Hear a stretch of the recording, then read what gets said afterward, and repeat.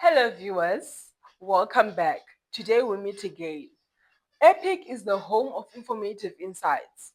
To those joining us again, welcome back. And to those joining us for the very first time, stay tuned and relax. Joining me is my co-presenter who will introduce himself. I'm Nobesutu Ngwenya. Over to you, sir. Thank you, ma'am.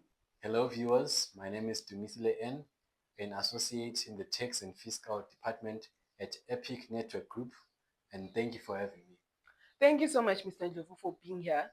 So today, our main focus is one of the important international accounting standards, IAS 12, which revolves around income tax. So, Mr. Ndlovu, let us start right at the beginning.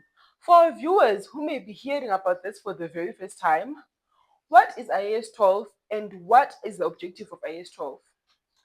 So, to the viewers, IAS 12 is issued by the International Accounting Standards Boards. It prescribes accounting treatment for income taxes and it focuses on current and deferred taxes. Its main objectives are to account for current and future tax consequences of recovery or settlement of assets and liabilities. Two, transactions recognized in financial statements. And three, tax losses in tax credits.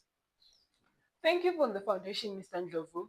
So now within IS 12, I understand there are two key concepts which constantly arise. Could you help our viewers understand the difference? How would you define current tax and deferred tax? So, to those of you who don't know, current tax is the income tax is payable or recoverable, while deferred tax is the future tax consequences of temporary differences. Thank you so much. So basically, both current tax and deferred tax play a role in financial reporting, I understand. That's true. That naturally raises the question, are these taxes actually important? And why should our viewers, be it students, business owners, or investors, care about them? Yes, that's a lovely question actually.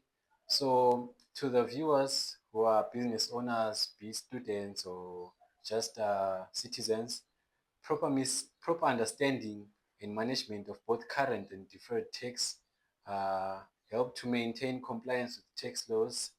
It helps to improve financial planning, helps to avoid unexpected tax liabilities, and it also helps to produce reliable financial statements for shareholders. Thank you so much. That's very insightful. And to our viewers at home, I hope and believe that you guys are taking note and noting down very few important points. So moving on, um, well, that is a great perspective that you raised there. Now, I understand that one of the technical areas of IS 12 deals with recognition, right? There are situations where deferred tax liability should not be recorded at all, should not be recognized at all. So, my question to you is, when should a deferred tax liability not be recognized? It's so fascinating to say to our viewers that a deferred tax liability is not recognized for taxable temporary difference arising from initial recognition of goodwill. So goodwill is measured as a residual amount during a business combination, and it is and uh, recognizing deferred tax on it would increase the carrying amount of goodwill itself. Thank you so much, Mr. Ndlovu. So now shifting to the asset side, I understand applying this to real world is not always straightforward. So my question is, what are some of the key challenges that arise when recognizing deferred tax assets in practice? Um, some of the practical challenges viewers may actually relate to estimating future taxable profits because they are estimates, which means they're not definite, they're just estimates. There are also changes in tax legislation. Um, there are also complex group structures and international taxation. There's also judgment in recognizing deferred tax assets. Very insightful. So building on that, I understand there are specific and very relevant scenarios involving unused tax losses. So under what policy should a deferred tax asset be recognized when a company has unused tax losses?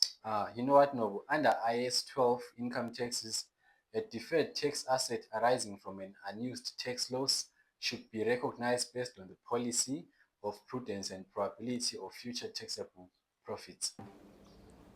Thank you so much, Mr. Ndlovu. This conversation has been really eye-opening. To our viewers out there, thank you for tuning in and thank you for watching this video. I really hope you found it insightful. If you enjoyed watching this video, please like, comment, follow and share.